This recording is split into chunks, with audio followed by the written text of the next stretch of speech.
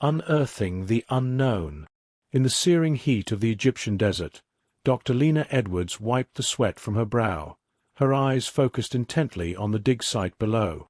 Around her, the team worked meticulously, their tools scraping against millennia-old sand and stone. Dr. John Harris, the co-lead of the expedition and an old university friend, called out to her from the edge of the newly uncovered structure. "Lena, come take a look at this." John's voice echoed with excitement. Lena climbed down the makeshift ladder to join him, her curiosity piqued. "What is it?" she asked, peering over his shoulder. "Look at these markings," John said, pointing at the symbols etched into the dark stone of the sarcophagus. "They don't match anything we've seen before. Egyptian, Sumerian, it's like a mishmash of both, but still different." Lena took out her camera and snapped several pictures. "We need to document every inch. This could be a completely undiscovered dialect or evidence of contact with extraterrestrials," chimed in Dr. Alex Chen, another archaeologist, half joking as he joined them by the sarcophagus. Lena gave a short laugh. "Let's not jump to conclusions yet, Alex. But, honestly, nothing would surprise me at this point." The team worked tirelessly, using brushes and small picks to uncover more of the sarcophagus. As the sun began to set, casting long shadows over the desert, they finally cleared enough sand to examine their find fully. "This is unprecedented," Lena murmured, tracing her fingers gently over the unfamiliar symbols. "John, these aren't just random markings. See here. This pattern repeats. It's a language." John nodded, equally mesmerized. "I agree. And look at the construction of the sarcophagus itself. This isn't stone. It's some kind of composite material. We're definitely calling the university to send a materials scientist." "Should we open it?" Alex asked, a hint of trepidation in his voice. John looked at Lena, waiting for her lead. She paused, considering the implications. Opening it could change history, but was it safe? What could be inside? "We've taken enough risks today," Lena finally decided. "Let's secure the site and start again at first light. I want everyone here when we open it." As they covered the sarcophagus with a tarp, the air was thick with anticipation. That night, the team sat around the campfire, the sarcophagus dominating their conversations. "It could be anything," Alex mused, passing a flask of coffee around. "Whatever it is, it's been waiting a long time to be found," John added, staring into the flames. Lena looked up at the stars, a sense of wonder washing over her. "Tomorrow, we might just rewrite history." The team nodded in agreement, the weight of the moment settling over them as the fire crackled and the desert night whispered ancient secrets. Chapter 2. Awakening. The first light of dawn cast a golden hue over the desert, and the team assembled around the sarcophagus with a mix of excitement and apprehension. Lena, John, and Alex were joined by Dr. Raj Patel, a materials scientist, who was immediately drawn to the composition of the sarcophagus. "This material, it's not from our period, or even our world, possibly," Raj observed, running his scanners over the surface.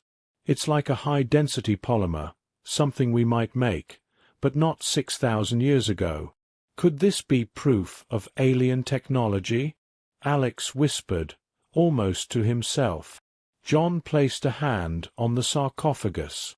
"Let's focus on what we can see and verify. Are we ready to open this?" Lena nodded, her hands slightly trembling. "Let's do it carefully. Raj, monitor any changes in the material stress." As they began to lift the lid, the air around them seemed to buzz with static. The lid moved with surprising ease, sliding off to reveal the contents.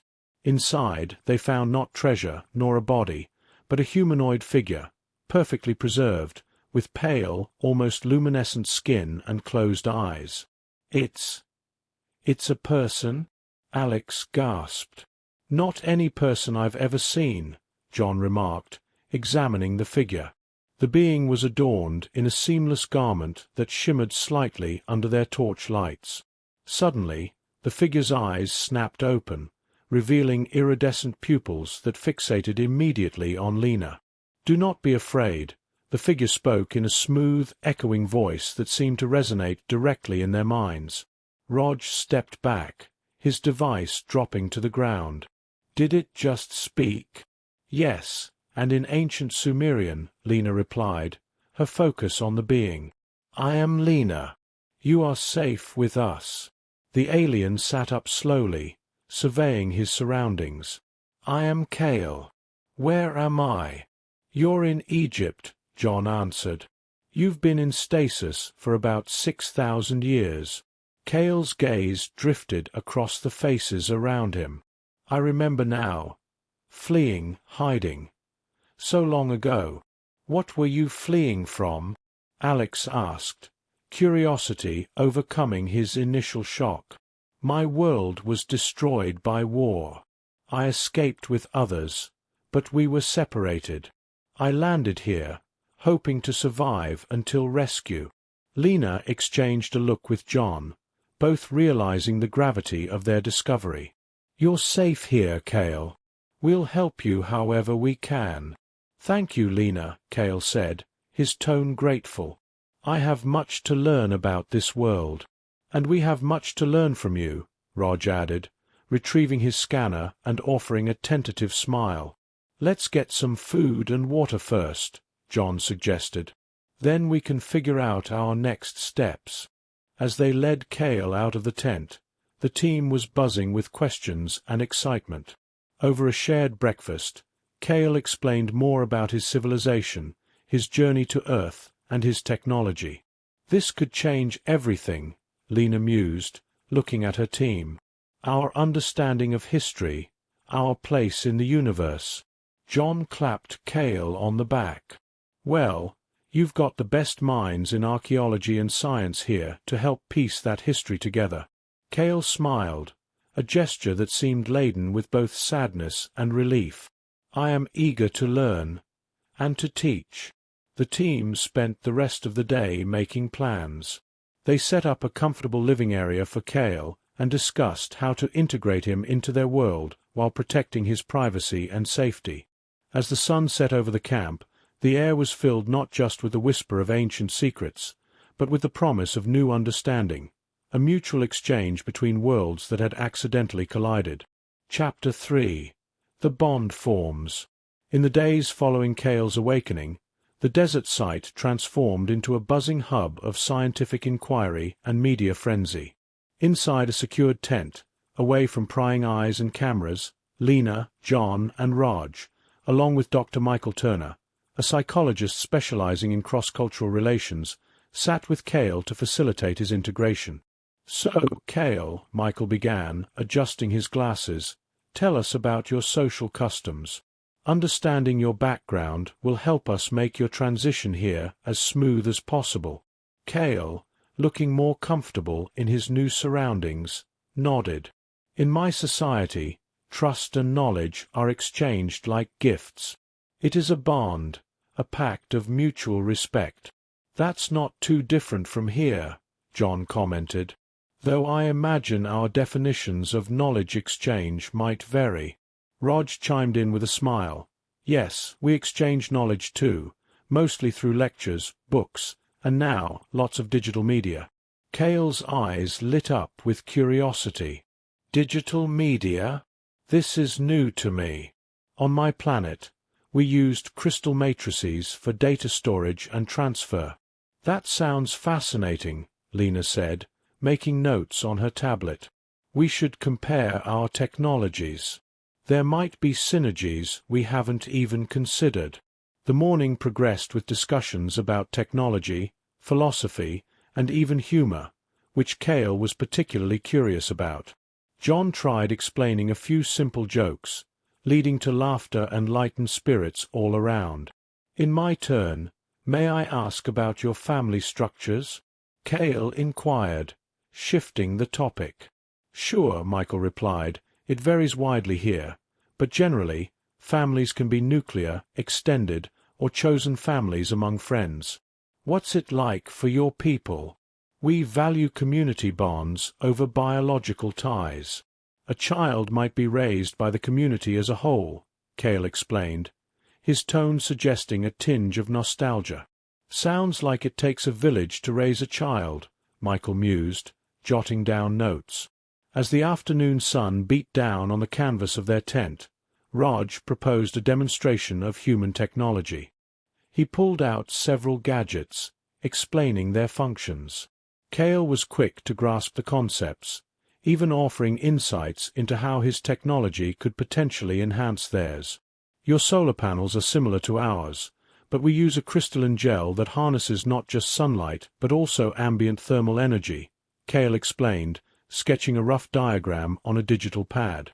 That could revolutionize renewable energy here, Raj said, visibly excited. Can you show us a basic model? Certainly, Cale replied. But I'll need materials and tools. No problem, John said. We'll arrange everything you need.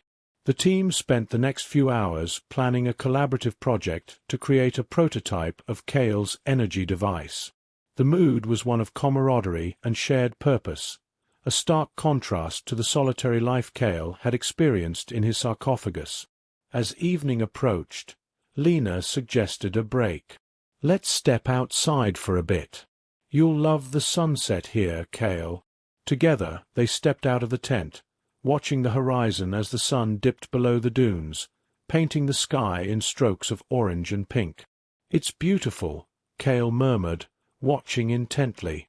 It's moments like these that make all the hard work worth it, Lena replied, sharing a smile with him.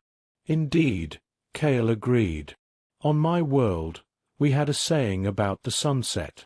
It was a time to reflect on the day's exchanges and prepare for a new dawn.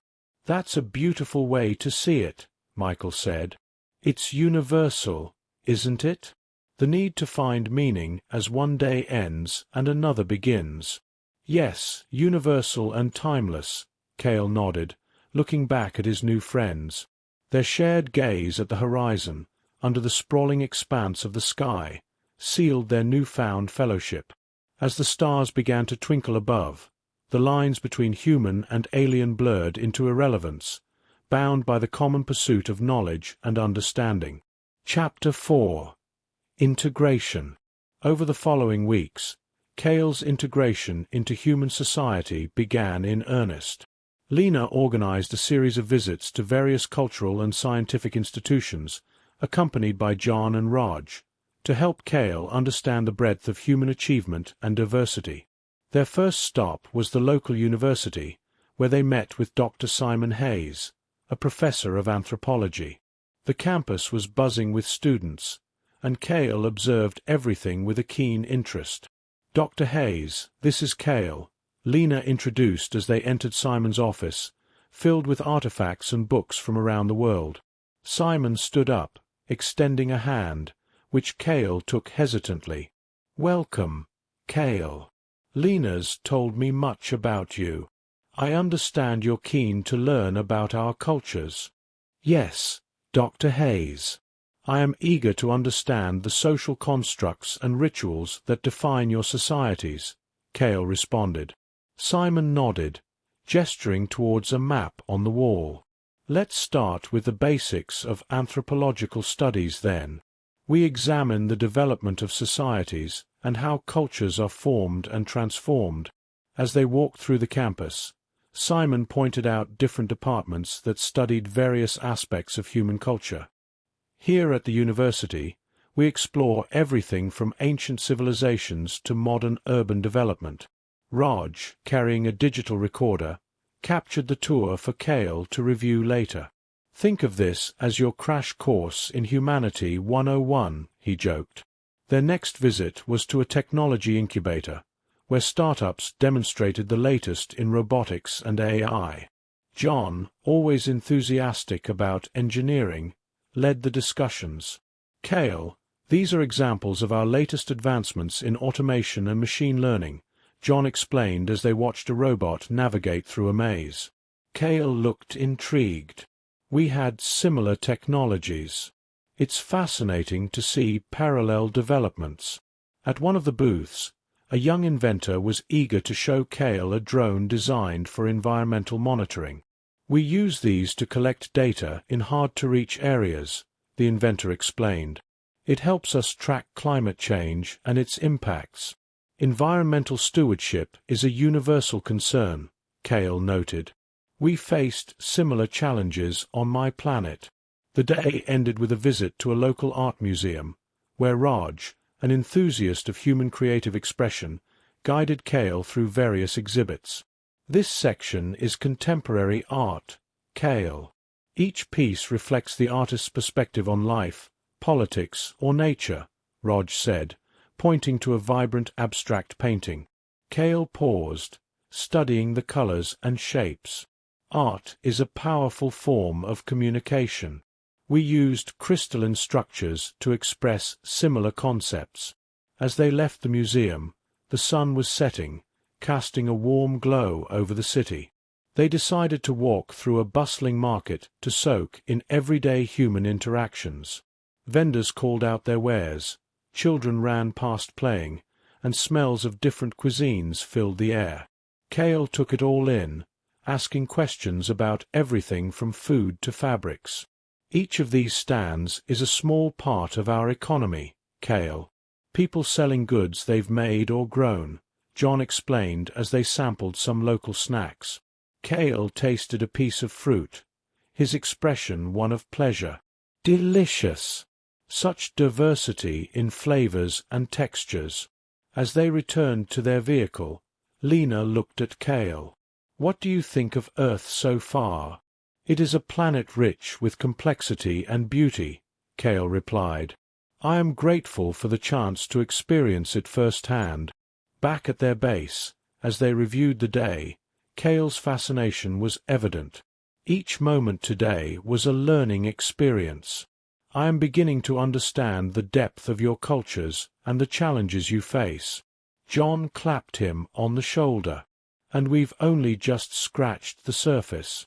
Their journey together was not just about Cale learning from humanity, but about mutual exchange, understanding, and the blending of perspectives to tackle global issues.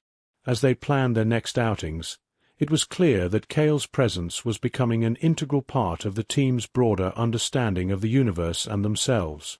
Chapter 5. The Touch.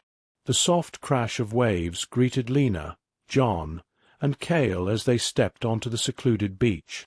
The research team had taken a brief break from their formal studies to introduce Cale to the ocean, a natural wonder unlike anything he'd seen before. This is the Atlantic, John explained, dropping his bag on the sand and stretching. Well, a small part of it, anyway. The oceans cover most of our planet. Cale gazed at the shimmering horizon, his iridescent eyes reflecting the sunlight. It's overwhelming. So much water, constantly in motion. Is it alive? Not in the way you think, Lena replied, crouching to collect a handful of wet sand. But it does sustain life.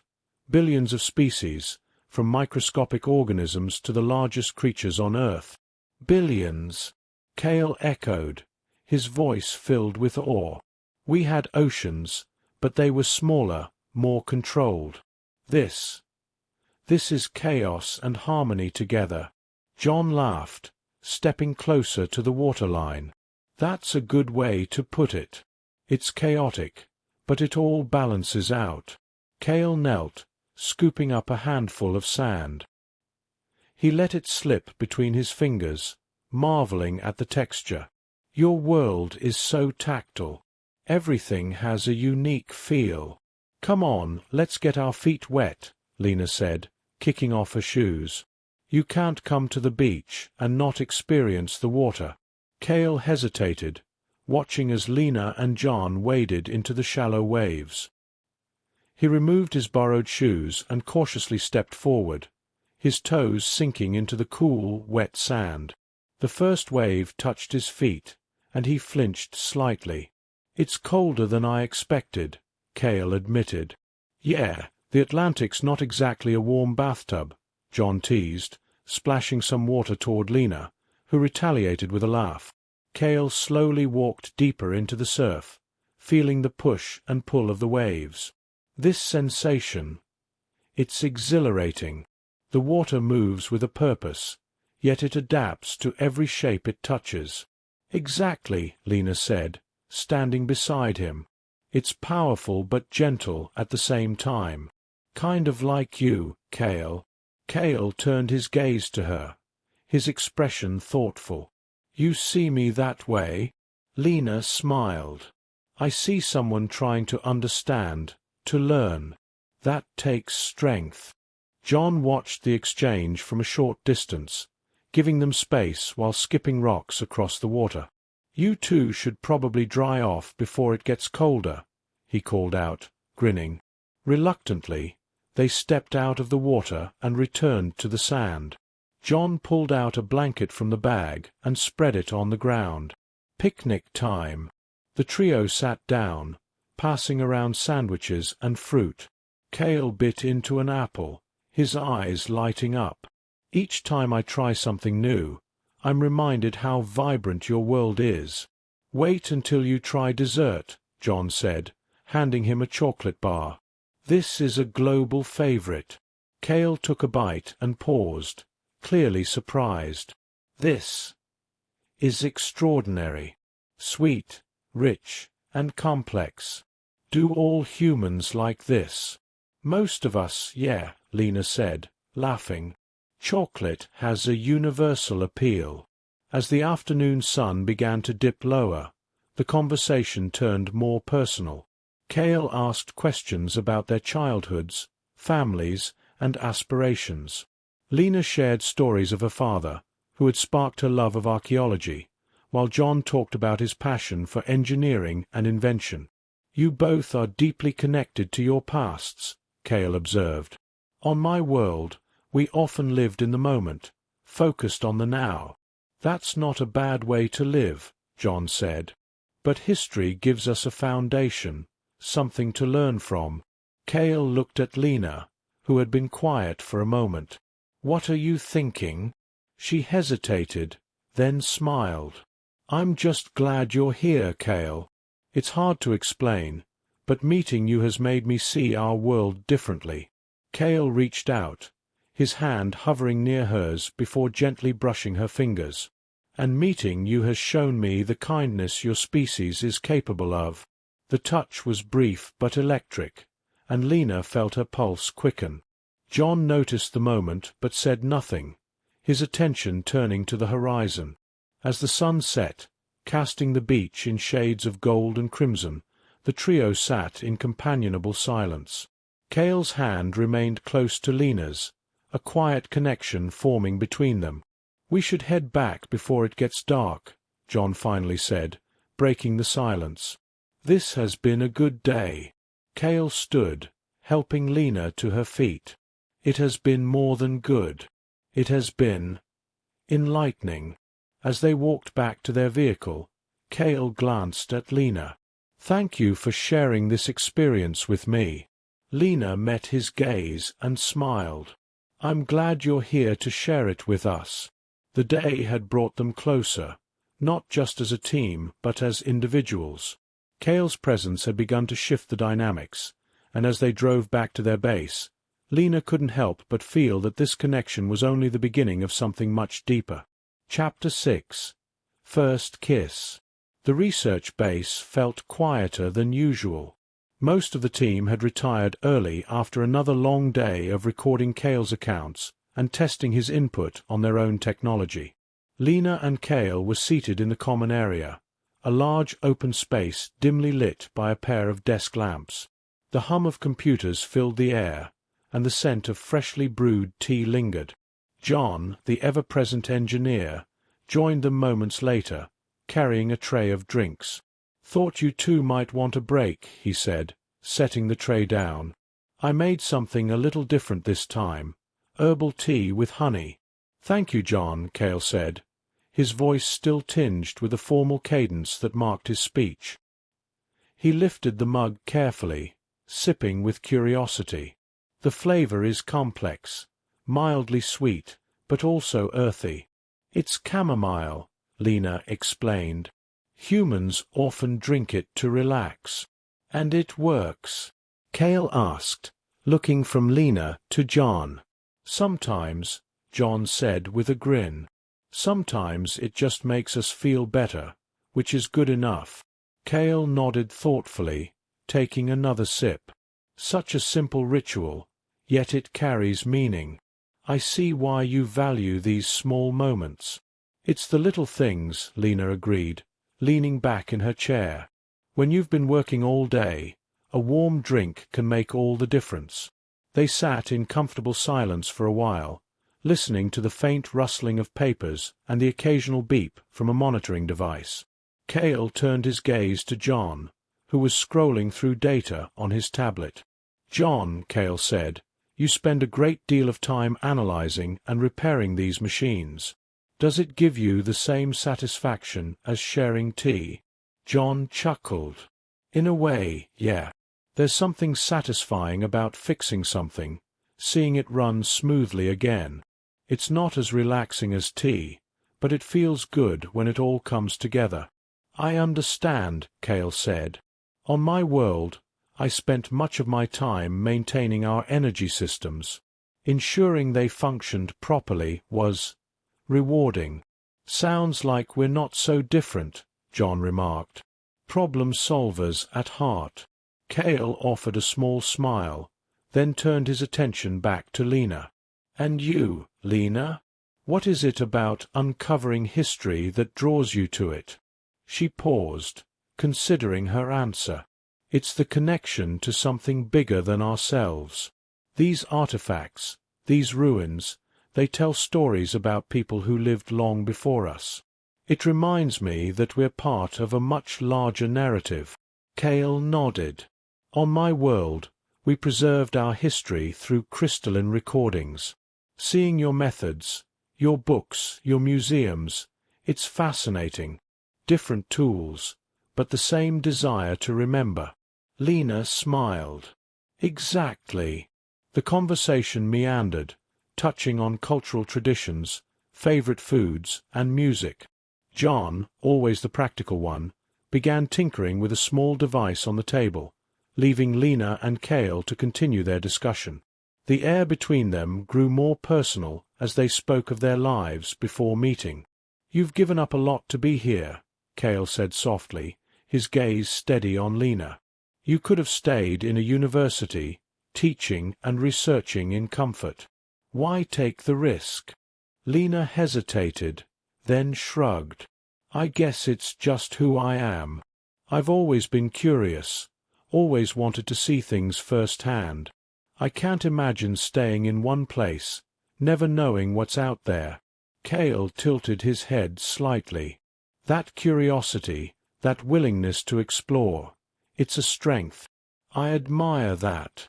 Lena felt a slight blush rise to her cheeks. Thanks, Cale. John cleared his throat, breaking the moment. All right, I think I'm calling it a night. You two can keep chatting, though. Just don't let the tea get cold. As John stood and stretched, Cale inclined his head. Rest well, John. Thank you for the tea. Any time, John replied, giving them a small wave before heading to his quarters. Now alone, Lena and Cale sat quietly for a moment. The soft lamplight cast long shadows on the walls, and the hum of the computers seemed to fade into the background. You've been very kind to me, Cale said, his voice gentle. I didn't expect such warmth when I awakened. I didn't know what to expect, truly. You don't need to thank me, Lena replied. I think anyone in my position would have done the same. Perhaps, Cale said, his tone thoughtful. But not everyone would have cared so much. He reached out, hesitating for a brief moment, before placing his hand lightly over hers. His skin was cool, and the contact sent a strange, tingling sensation up her arm. Lena looked at his hand, then met his eyes. I'm still learning your customs, Cale said quietly. But I've read that touch is a way humans connect. Is this acceptable? Lena's heart skipped a beat. Yes, it's fine. They sat like that for a moment longer, his hand resting lightly on hers. Cale's gaze searched hers as if looking for answers he couldn't yet articulate. Slowly, he leaned closer, his movements careful and deliberate. Lena didn't pull back. Her breath caught as he tilted his head slightly, their faces inches apart. She could feel the faint coolness of his skin, the quiet intensity of his presence. And then he kissed her. It was light, tentative, as though he were testing the waters of this new world he found himself in. When he pulled back, Lena could see the uncertainty in his expression. Did I misunderstand? No, Lena said quickly, her voice steady. You didn't. Cale nodded, a flicker of relief crossing his face. Thank you for showing me what it means to trust.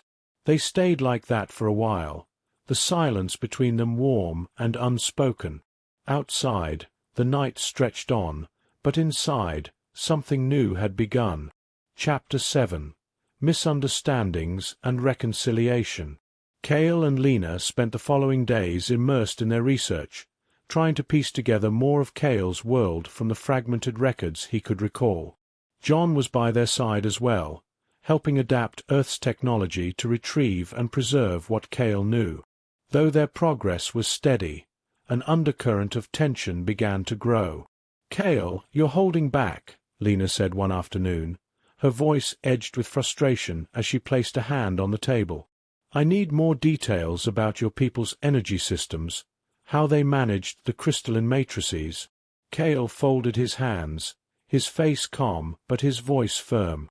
I have shared all I can recall. These were systems developed by teams far more advanced than I. I maintained them, but I was not their creator. That's not enough, Lena pressed. You're asking us to trust that your methods can improve our world, but you're not giving us enough to work with. John looked up from the blueprint he was studying. Lena, maybe ease up a bit. Cale's still adjusting to how we do things here. No, John. We're putting all this time and effort into helping him integrate, and he's not meeting us halfway.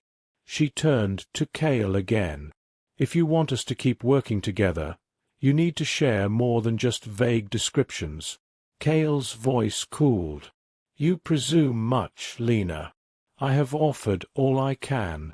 If that does not satisfy you, perhaps our collaboration should end. The room fell silent, the weight of the exchange hanging between them. Cale stood abruptly and left the room, his posture rigid. That was a bit harsh, John said, watching the door swing shut. He's not a machine we can just interrogate. Lena rubbed her temples. I know.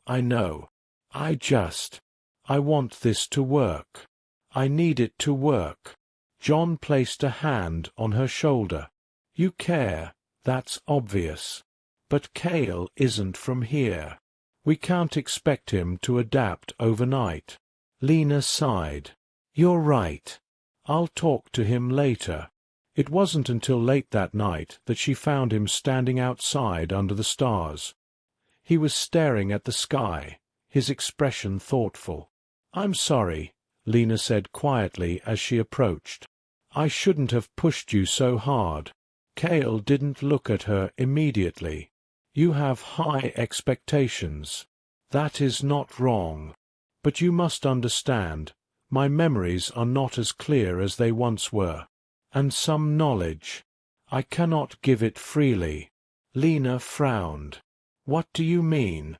Cale finally turned to her, his face illuminated by the moonlight. Some knowledge is meant to be earned, not given. On my world, we believed that understanding came not only from instruction but from discovery. If I simply hand you every answer, you may gain technology, but not the wisdom to use it well. Lena paused, absorbing his words. I see. You're not holding back out of secrecy. You're trying to teach us in your own way. Yes, Cale said softly. But I should have explained that to you earlier. I assumed you would understand.